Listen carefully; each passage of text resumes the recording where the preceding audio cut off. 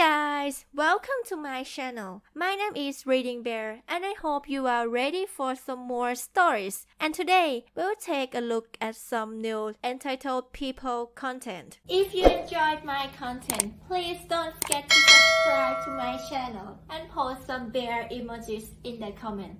And now, let's dive right into the stories. The first story is titled Selling a Weber Grill Dealing with a Scammy Beggar.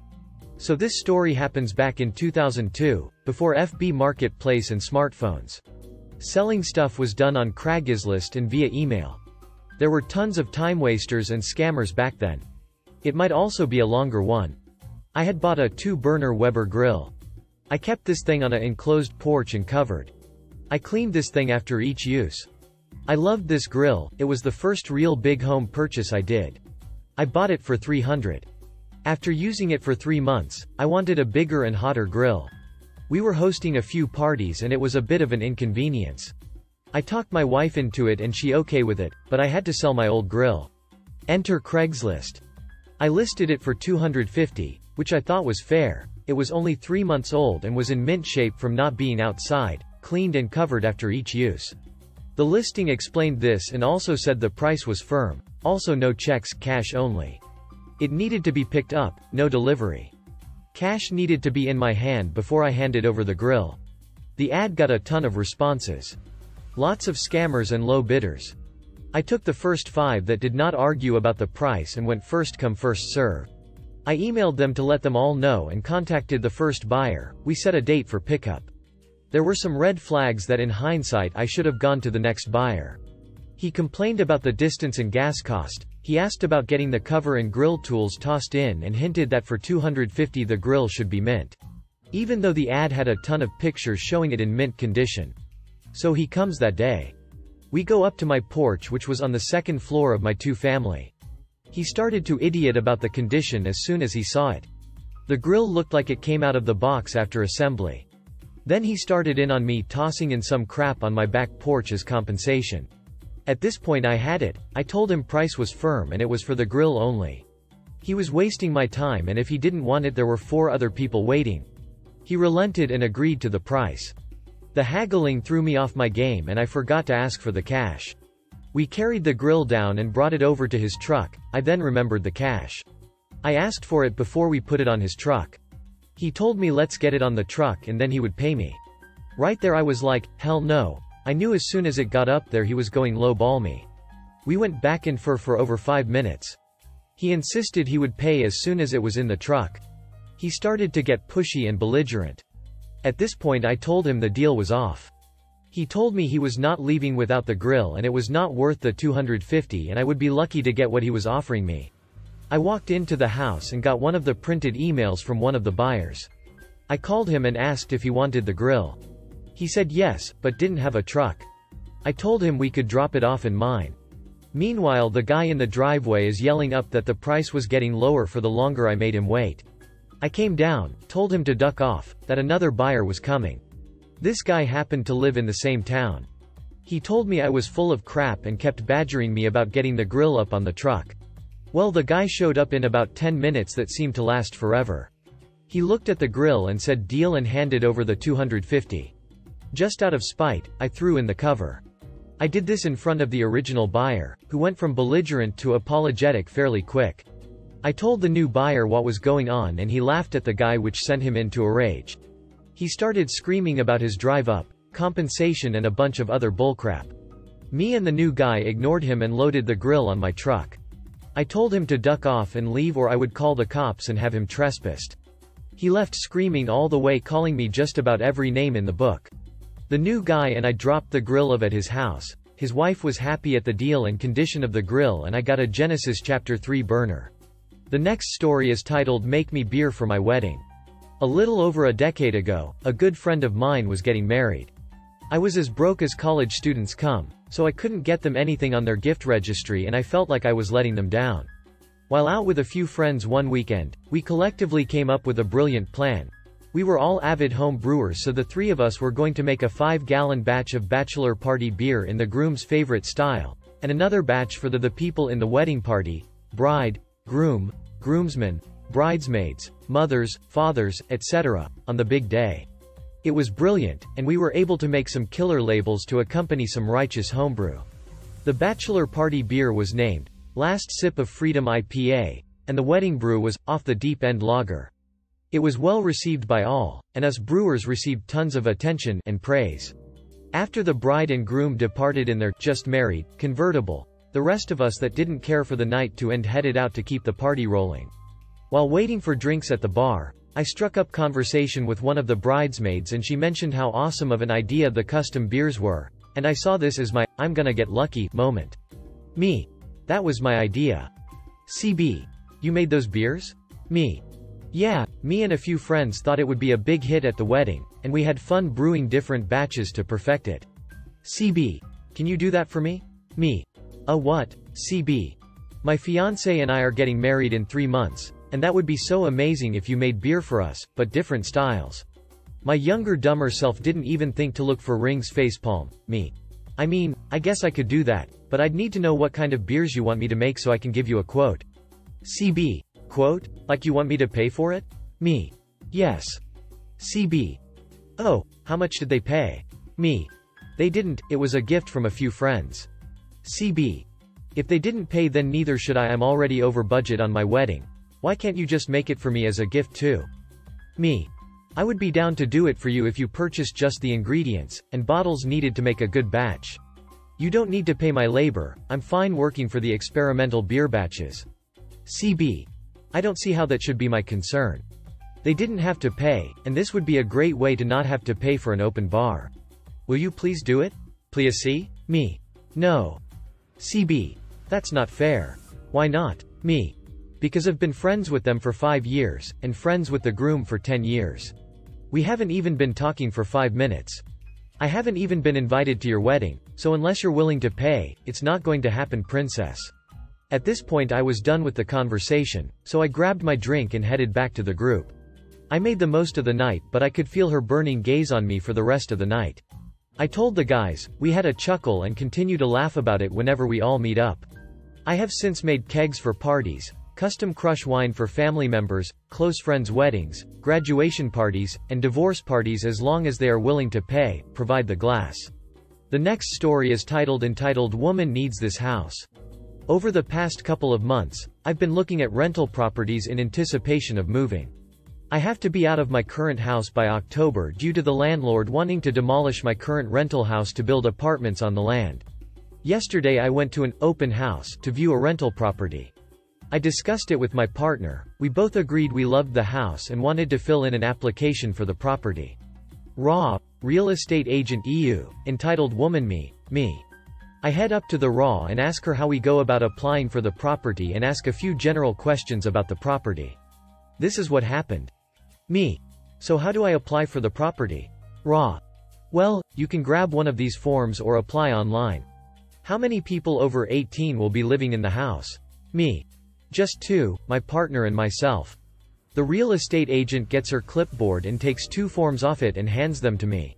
RAW. So just fill out the forms and bring them back into the office with your ID and pay slips. At this point EU storms up to us and snatches the forms out of my hand. EU. I need these, I am going to apply for this house. RAW. Okay, well I do have more forms available. She gets another 2 and goes to hand them to me. EU snatches them out of her hand. EU. No, she isn't applying for this house. I am applying for this house. The RAW looks confused. RAW. Ma'am, more than one person can apply and then we send the forms to the owner, and they can pick who they want to rent the house to. EU shrieks. No one can apply for this house other than me. I need this house. I need it. No one else can apply for it. RAW. Ma'am, I'm fairly certain anyone looking at this house probably needs it too. If you fill out an application, I'll send it on to the owner with the rest. EU still yelling. I've already applied for 6 houses, and no one will rent to me because someone wrote on my rental ledger that I damaged their house. I need this house more than anyone else here. No one else can apply, so the owner will have to rent to me. RAW. Okay ma'am, fill out an application and I'll send it on to the owner. EU smugly says okay, clearly thinking she has won, and takes her forms.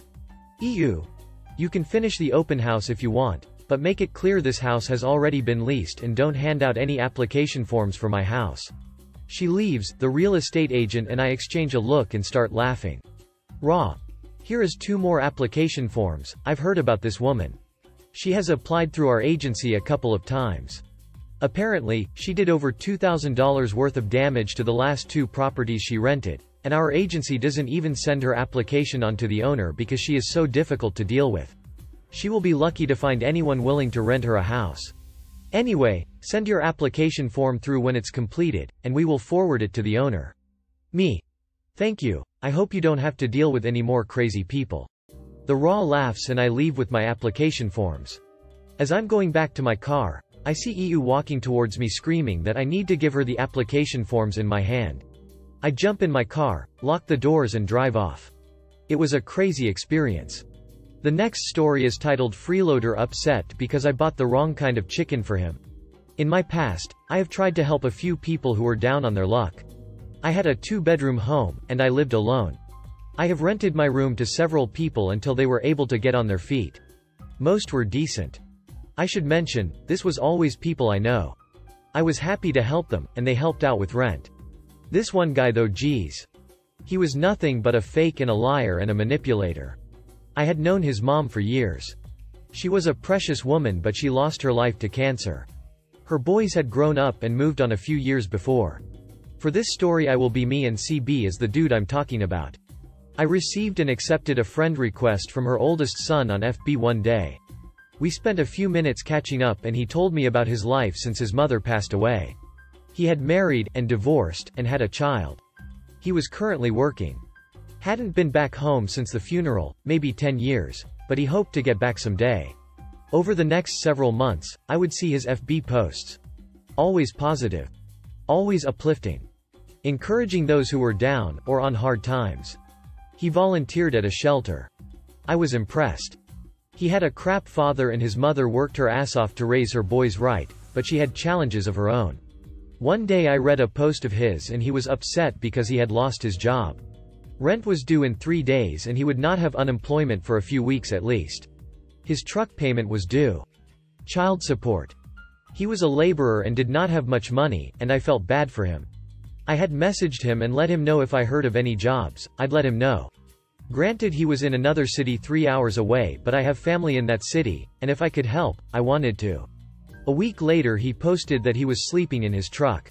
He could not make rent so his roommate kicked him out. He couldn't find a job, and his money was almost out after paying child support. I felt bad for the guy. I knew of a few people hiring in our hometown, and told him if he could get here, I'd do my best to help him get a job. He could stay till he was on his feet, and I would not charge him until he started getting a paycheck. He was at my front door 3 hours later, with everything he owned. The first few days, he was exceedingly polite. Then his phone got disconnected so he was always on my tablet, updating social media, posting inspirational quotes, etc. etc. I set up 3 job interviews for him. He tanked all 3. A month went by. I would come home from work and my house would be clean, and he would have dinner made. It was nice. So I tried to be patient. He never collected unemployment. He said he applied but his ex-boss was against him, and delaying him getting the money he deserved. There was always a story. 3 months go by. He is now telling me how I should be taking care of my pets. My animals should be on strict feeding schedules, not have food left out all the time.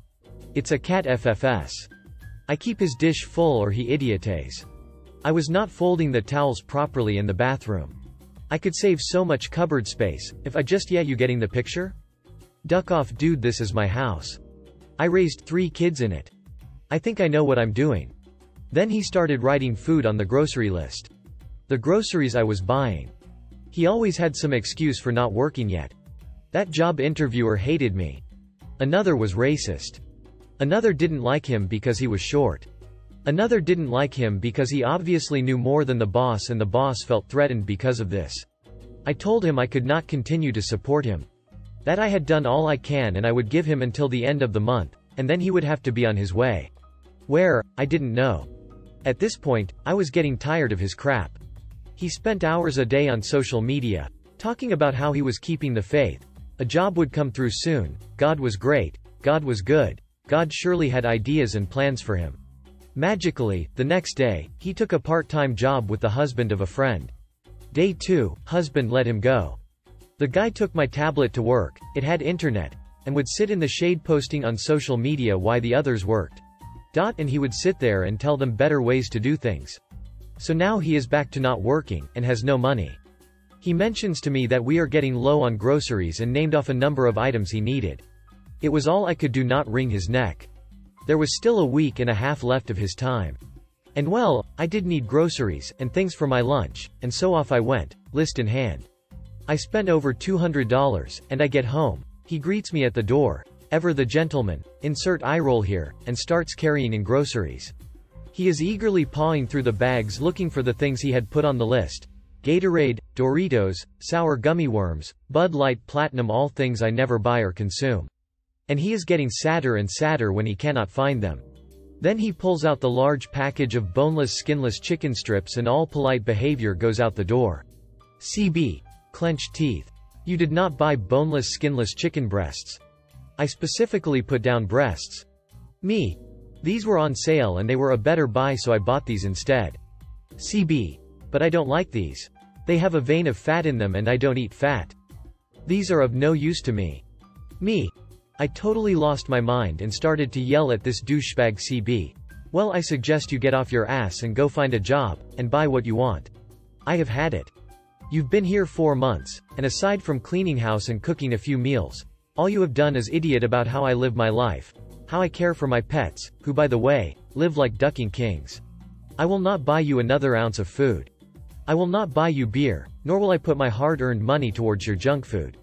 You live in my house, you eat my food, you hog my tablet, and complain when I am on it, saying you can't look for work if I'm on my own ducking tablet. You don't have to like what I ducking buy, or how I live my life, but for the next week and a half you will shut the duck up. Eat what I bought or you can go ducking hungry. I no longer give a crap.